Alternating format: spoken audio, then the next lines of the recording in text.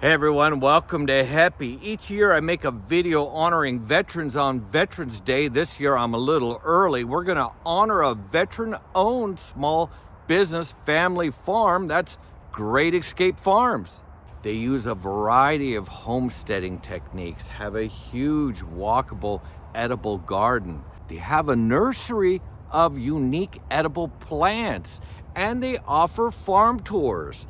Buy local, buy veteran, buy small business. Welcome to Happy. This is Great Escape Farms, and let me tell you something. The setting here is just absolutely gorgeous.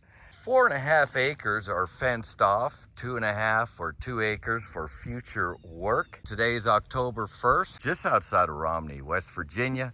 We're about to have a wonderful tour. So you're using rainwater for your nursery plants. You've only had to water once this year. How many of these containers do you have for watering? We have 3 locations. This particular type of IBC tote, as it's called, is 300 gallons. This is just for compost and the chickens and guineas.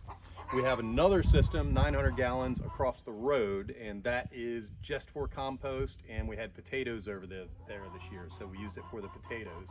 And then we have 3,100 gallons, about to move to 4,600 gallons for the nursery. The rainwater harvest is one of our most popular video series. We actually have a whole playlist on that. We do product reviews on different parts of it, on the leaf eater and the first flush downspout system, and a lot of questions. I've been asked to come. I've done a couple of seminars in Baltimore City for the Baltimore City Food Forest Project. A lot of different areas, just a lot of interest in the rainwater harvest and usage. We put a fence up against the swale, and we put leaves on the backside where the swale is, so that limits the number of weeds on the inside. The chickens weed the inside of the fence itself. And then in the fall, we put in a row on the top side of American elderberry. Down about 10 foot, we put a row of mulberry, and then we put a row of European elderberry.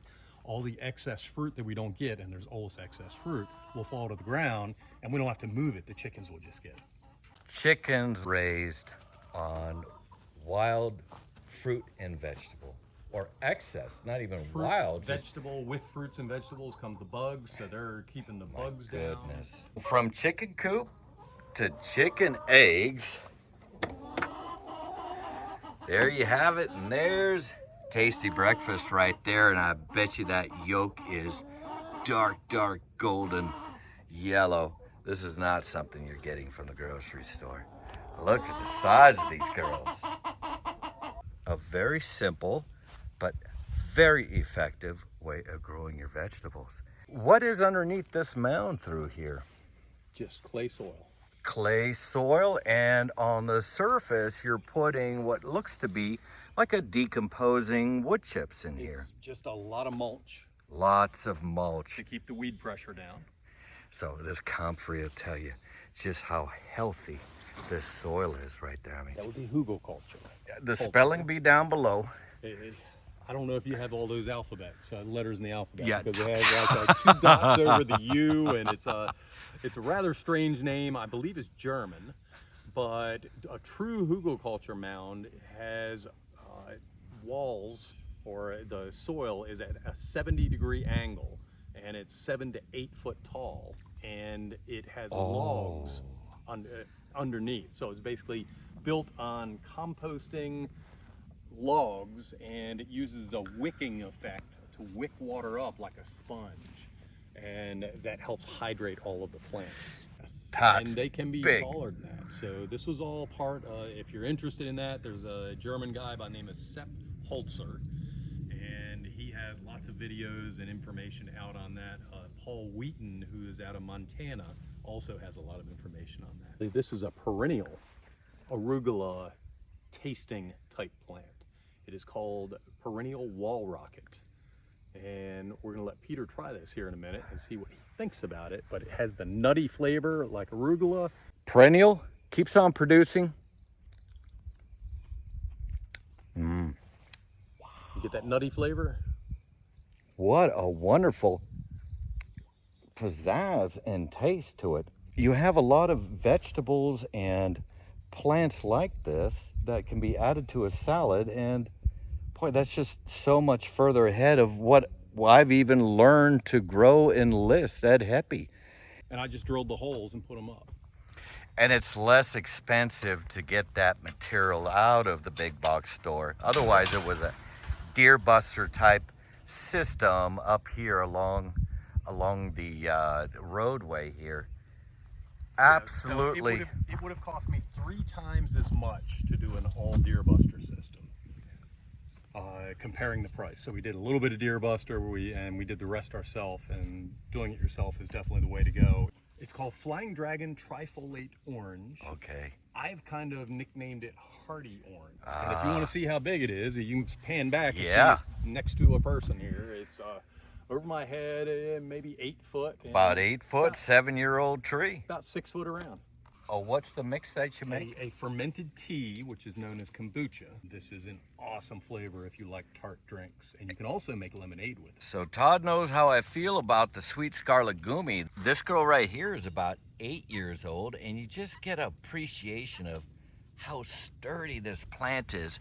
What sort of a hedge this girl would make. This is a fruiting hedge, nitrogen fixer. Blooms are virtually impervious to late frost. Fruit has fatty acids, vitamins. The Che tree that you offer for sale is this edible landscaping, female, self-fertile, seedless Che tree.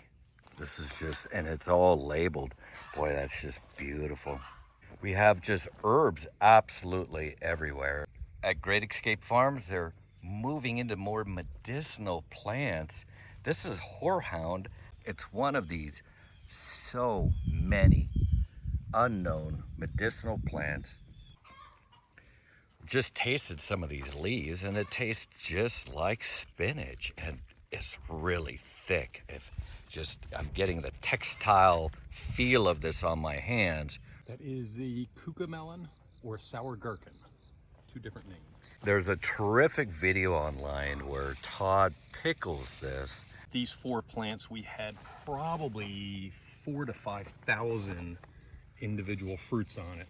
And I sold a lot of them at market. I pickled some, and that's just 4 plants. Lady slipper. Yeah, let me open them up. And actually, this one is good. So if the seeds aren't black, you can just eat it up.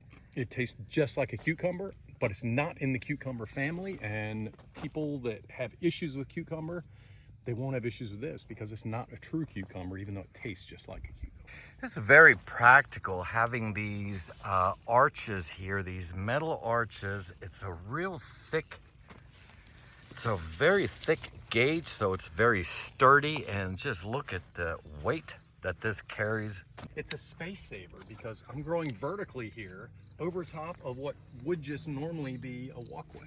This entire neck, which actually curves up here, it is all flesh that is usable.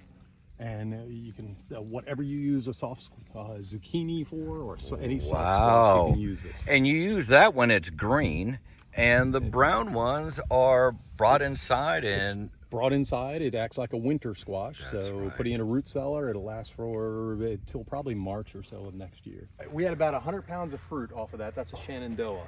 Oh, nice pick. And I need to call, I did a tour yesterday, and I told them 100 pounds, and they're like, off of that? I was like, yeah. I forgot, I did a heavy trimming on this since we had that fruit. So it actually is a good bit smaller than last year when we had that fruit. So. By the way, the Allegheny has a tendency to overproduce, and it hurts the tree. We had 100 pounds of fruit, but they were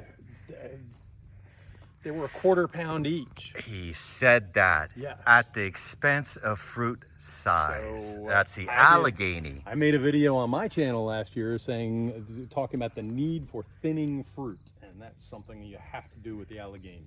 This is the Cornelian cherry, and wow, grows like a bush, sort of like a tree bush. It's got fruit down low. It's got a little tart. Oh, but that's really good. And Todd said I can eat this fruit. I'm not devouring his last pieces, although I think I'd be so excited that I'd just grab it anyways. So this is where the food forest starts, along this way, loaded up with plants. This is basically a no-touch. I come in and harvest stuff, but I don't do anything with it. I don't water it. Lots of elderberry. We have fiddlehead ferns up close to the garage. They get full-on shade. That's right, full-on shade. And here's the 2 plum trees. And this is Great Escape Farm's selection of unique edible plants. You make appointments in Pasadena, Maryland, and out here at your main farm here outside of Romney, West Virginia? Absolutely, we can. We are licensed in both Maryland and West Virginia. And out here, you can come and pick and choose as you're here. For our Maryland location, you need to order ahead of time. And all of these plants, the description of them and pictures of them are online along with pricing. And if you order them, then I can bring them out. I come to Pasadena every other week. Why did you start with this collection of unique edible plants? Well, let me jump back to one of the questions you asked. We actually propagate about 95 to 98% of the plants here ourselves. Looking at this plant right here, this is a high bush cranberry, and what we do for this one is we just cut it off and we put it in an intermittent mist system and get the roots to grow, and then we'll put it in a pot, we'll grow it out, and we'll sell it the following year. Plant like this, comfrey, we'll dig up and we'll cut some of the roots off, and the roots are a very, very hardy plant. It will just pop up from the roots. Lots of different ways that we propagate here. As far as what got me into this, as I'm sure your audience knows, and I'm sure you know, Peter, plants are expensive. And what I discovered with this much real estate, I can't afford to buy hundreds of the same type of plant, but I could afford to buy one of a type of plant, grow it out a little bit, and then propagate it and make lots of clones of it. Joan J. raspberry, because that one has a patent on it. I love that plant, a thornless raspberry, not a thorn on it, a great big large fruit, but I can't propagate it legally. So I bought 50 of them from a wholesaler, and I'm actually going to put in a U-pick raspberry patch up there in between the swales. Probably I'll do that this winter. Great work, Todd. Thank you, Peter, and thank you for coming out. I enjoy having guests and showing what I have here. I'm proud of it, as I know you're proud of Happy and the things you've done there. We put all this work in, and we enjoy showing it. Thank you. You give a farm tour out here at Great Escape Farms. Those tours take from 1 to 3 hours. Folks come from quite a ways away to look at your work out here. We've had them from Houston, Texas, all the way up to New York City. Wow. And this wasn't a destination for them, but they were in the area. They were aware of us through YouTube and other online sources, and they were like, hey, we're in the area, let's stop by. And folks would make an appointment with you through email? Email, text, yeah. Email, Facebook text. message. Okay. Do you charge for a tour? We do not charge at this time. We're trying to figure out how to appropriately monetize things. If somebody is here from Houston, Texas, and they're getting ready to get on an airplane, I'm not going to be able to sell them plants, but I'm happy to share the knowledge, and hopefully they can take it and do something similar down their way. So that's very right generous. Now, everything is gratis, and we average, last year we were about 2 tours a week. This year we're only about 1 tour a week. Well, thanks for having me, and thanks for showing me around the farm.